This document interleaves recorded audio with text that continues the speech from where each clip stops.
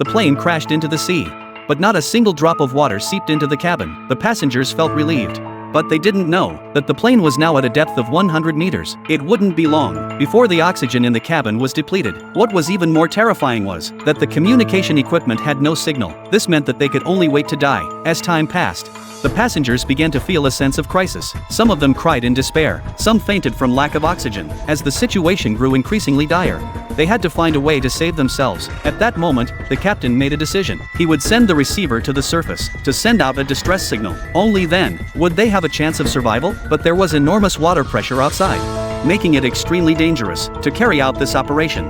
The co-pilot also stepped forward. The two took precautions, sealing the door connecting to the cabin to prevent seawater from flooding in. But things were not that simple. The captain tried to use the electric door opener, but the circuit shorted out. While he was repairing it, seawater suddenly broke through the cabin door. In an instant, the water level inside the cabin rose. The first officer fainted on the spot. Although the captain was unharmed, the oxygen tank ruptured, causing the oxygen to leak out completely. The captain discarded the oxygen tank, held his breath, and opened the package in the water. He let the signal receiver float up with the air valve, and then swam upward himself. Finally, with unwavering determination, he successfully reached the surface. By then, he was completely exhausted, but he dared not delay. He climbed onto the air valve and sent out a distress signal. At that moment, a patrol aircraft spotted him and reported the situation to higher-ups. After confirming the location, higher-ups dispatched a fleet for rescue. They found the captain and launched a motorboat into the water. Soon, the captain was successfully rescued. Afterward, the captain explained the crash, and the captain dispatched rescue personnel to rescue the passengers on the seabed.